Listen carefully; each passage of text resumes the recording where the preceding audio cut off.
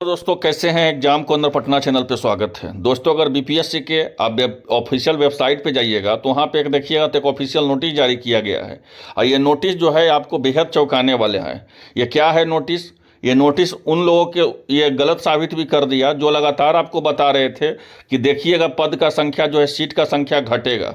अब देख लीजिए कोई भी सीट का संख्या नहीं घटने वाला है। आरक्षण का नियम जो बदला है, पहले था आपका 65% पे विज्ञापन जारी किया गया था, फिर जो है हाई कोर्ट के द्वारा खारिज कर दिया गया, फिर 50% पे जो है पूरा विज्ञापन को संशोधित किया गया आरक्षण को लेकर के। अब जो है आरक्षण को लेकर के जब संशोधित किया गया तो ये हल्ला ये हो गया कि अब सीटों का संख्या घटा दिया गया है, टीआरई में घटा दिया गया है।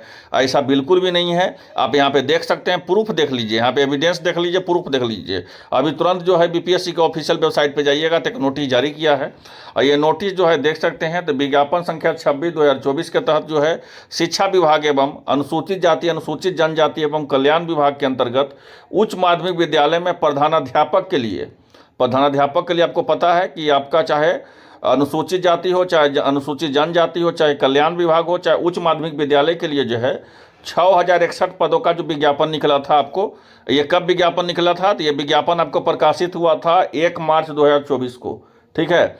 अब जो है इसमें उस समय हम आपको बताए कि उस समय 65% आरक्षण पे ही आपका विज्ञापन जारी किया गया था, नया आरक्षण पे।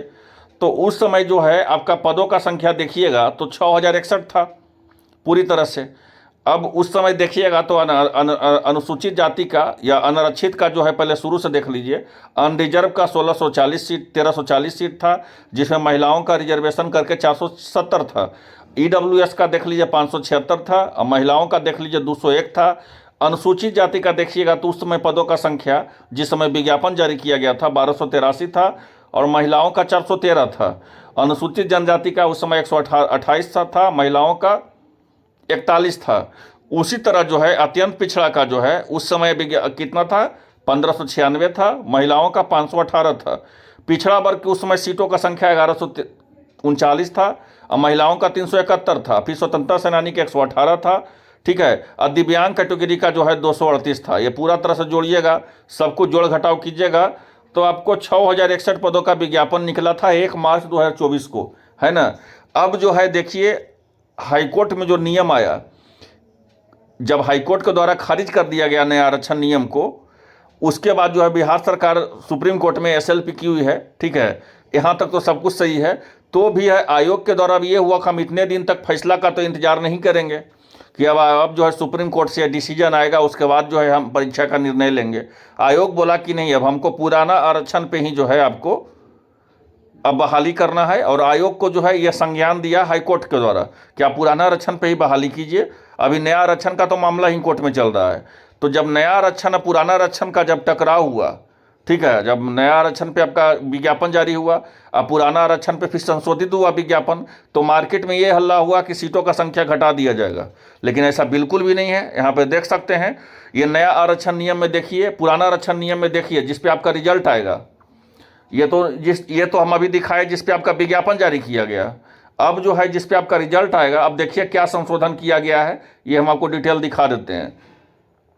तो इसमें जो है CWJC संख्या देखिएगा तो 16,760 2023 गौरव कुमार बनाम अन्य जो है बिहार सरकार एवं अन्य समृद्ध में अन्य मामले में माननीय उच्च न्यायालय द्वारा 20/6/2024 के पारित आदेश के विरुद्ध में बिहार सरकार द्वारा माननीय सर्वोच्च न्यायालय नई दिल्ली में एसएलपी जो है देखिए की हुई, जो हम अभी बताए आपको।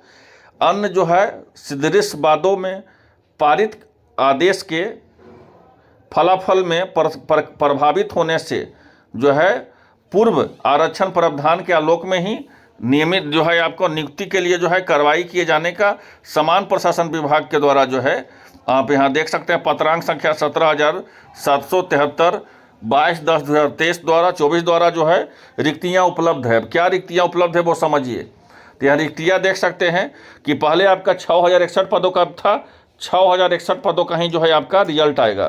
तो आपका कहने का था तो मतलब हुआ कि पदों का संख्या में जो है कोई जो है आपका घटौती नहीं किया गया है, कोई भी किसी भी हाल में घटौती नहीं किया गया है।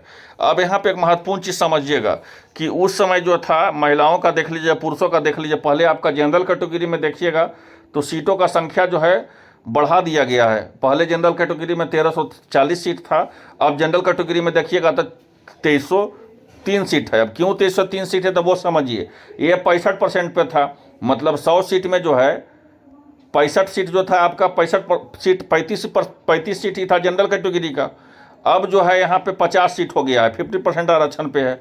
तो जाहिर सी बात है कि यहाँ जो आपका 1340 है अब यहाँ पे 2303 होगा ही, क्योंकि आपका जो सीटों का संख्या जहाँ 35% था अब वहाँ 50% कर दिया गया है।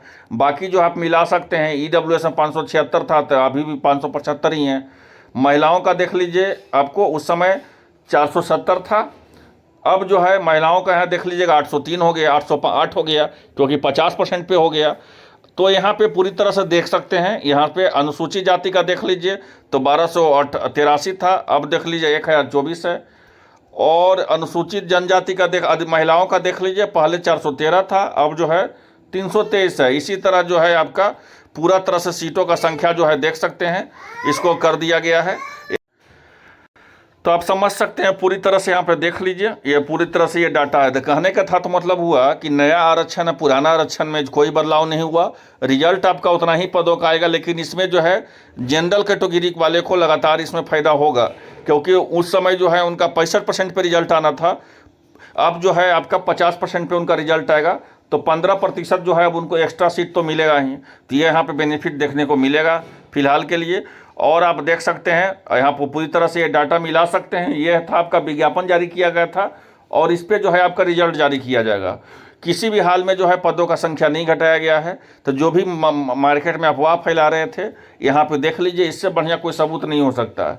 तो मिलते हैं नेक्स्ट वीडियो में नेक्स्ट अपडेट के साथ। धन्यवाद।